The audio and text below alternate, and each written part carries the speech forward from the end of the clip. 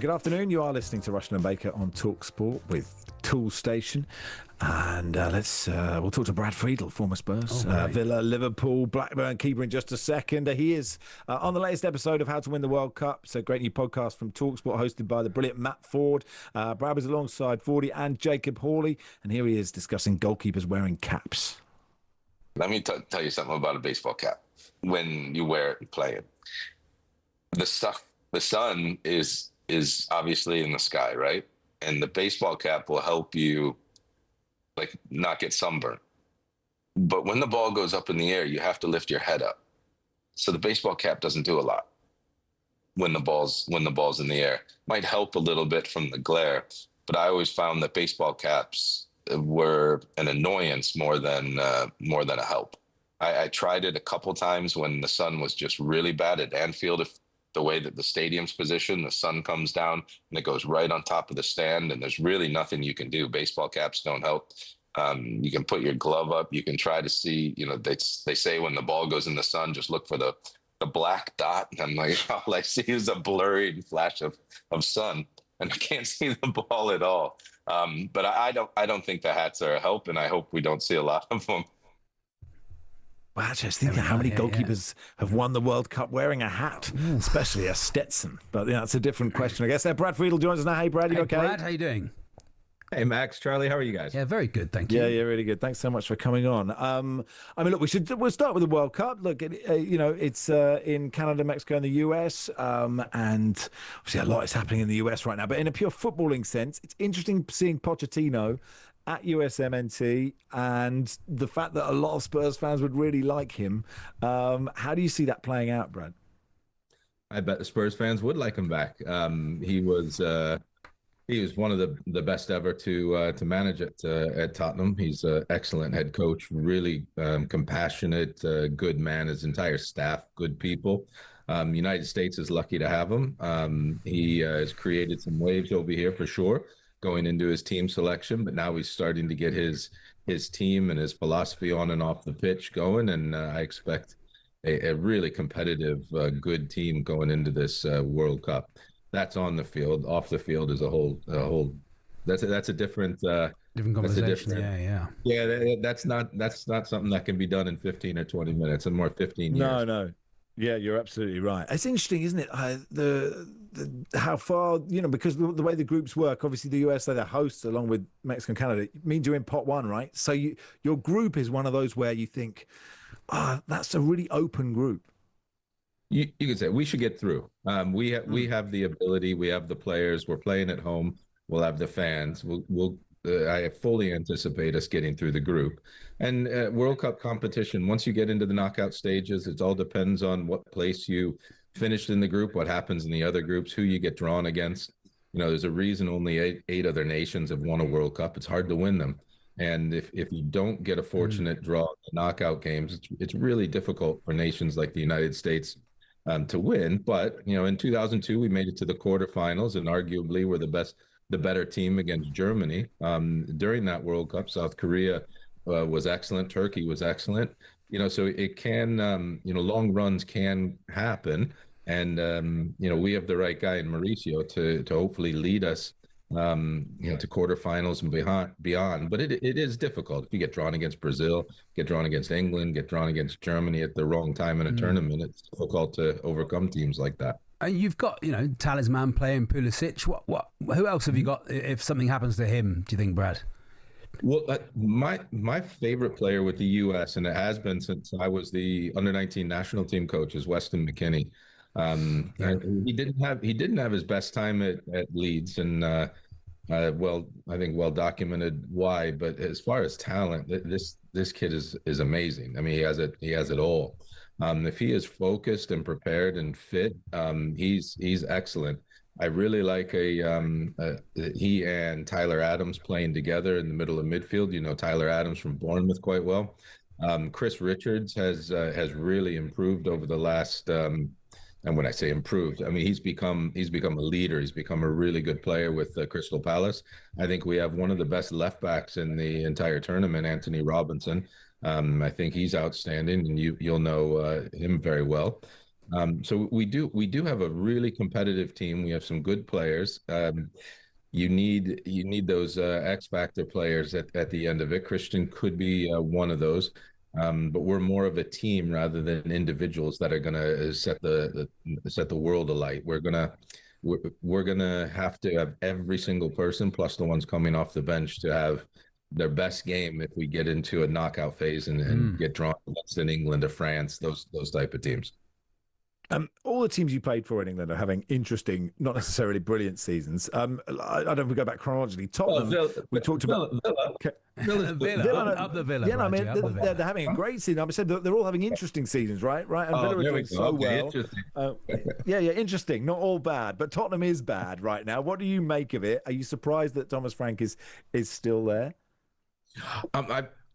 I wish Daniel Levy was still in charge. I could be able to answer this with a lot more. Well, I knew Daniel well. I respect Daniel. I thought Daniel did an incredible job for Tottenham. If you look at where the club was when they bought, and look at the training ground, look at the stadium, look at the competitive teams that they've had over time. The way that it's run now, I couldn't tell you what they're thinking. At boardroom level. I know they're desperately underperforming. I also am someone who thinks that Thomas Frank's an excellent coach. So if you bring in a coach that needs to instill a philosophy, you're going to have to give him time and back him in the transfer market to get his type of player in.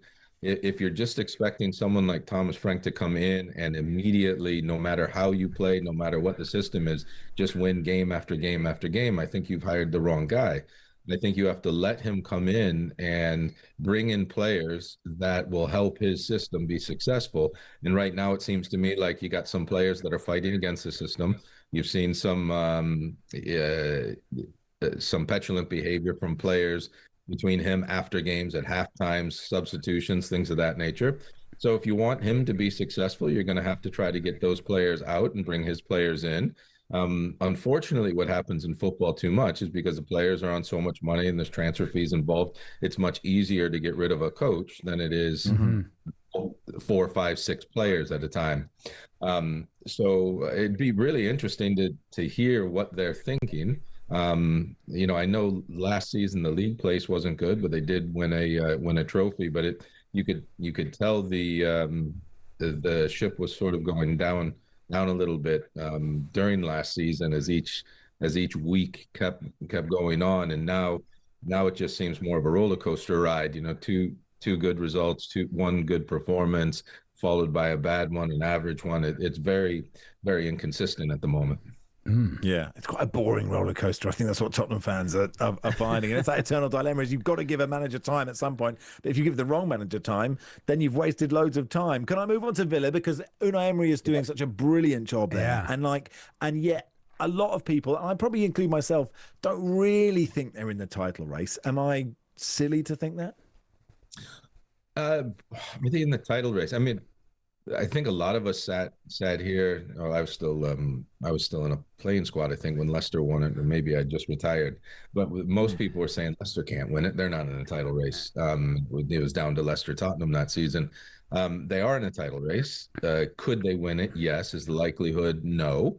They're probably just a little bit short. But look where Villa was. Eight seasons ago. Look at where they are now. Look at the football they're playing now. Look at the signings that they're making. Yeah, they've also done something interesting behind the scenes recently. Is they had a little bit of adversity with FFP. They've gotten through it. It seems like they've gotten through it, and it looks like they can qualify again for the Champions League. So then their FFP and their financial status will be boosted again. I mean, they're just doing a really good job on and off the field at Villa. And Unai Emery, and I've spoken to a few players that play there. They just say he's an absolute tactical genius. They really do. So the players there are buying into all the strategies. And even if there's an argument between he and a player, it quickly gets resolved, or the board will back Emery, and that's the way a club should work if you want to hold or have some success. Finally, Brad, just on Pochettino, where do you think he'll be next August? Nice. It's a real interesting one. If he has a really successful World Cup, does he want to stay for another four years? Does he want to try to take on an Argentinian team after that that doesn't have Messi for the next 4 years? I don't know. Would he go back to Tottenham? My suggestion would be, if Daniel was still in charge, I think he would go back to Tottenham in a heartbeat. I think their relationship was really good. With what's going on now, I have no idea, because he's a very smart individual. He would look at everything that's going on, and he would see where he would need certain types of control to be able to be successful. I really don't know. If I put my US hat on, I would prefer him to stay for another 4 years, because he's really helping changing the culture of the mentality of the player over here. Or over there, I should say. I'm not even in America right now. But would he be tempted to go back to a club like Tottenham? I think he would. But I just don't know who he'd be. Personally, I don't know who he'd be speaking to and if he would like working for them. Interesting stuff. Thank you for coming on, Brad. We appreciate it. Thanks, Brad. All right, thanks, Max. Thanks, Charlie. Brad Friedel there. The latest edition of How to Win the World Cup available in the morning on the talkSPORT YouTube channel, the talkSPORT app, and your favourite podcast platform. Oh, there, Brad said if I put my US hat on, but he doesn't. He doesn't wear. He doesn't wear a hat. He established that in that clip. Yeah. But he made a good point actually. If you're wearing a hat and you look up at the sun, you can still see the sun. That's actually a point. Stan, the Burnley fan, says, "Please ask Brad about Blackburn Rovers." Not fair, come on, Stan. I can't imagine Blackburn going down. Brad is one of the coolest blokes ever. Come on, you Spurs, says Simon, the Spurs fan in Edinburgh. Anyway, 3 o'clock news is next. Frank Warren will join us and we'll talk about Tyson Fury getting back in the ring.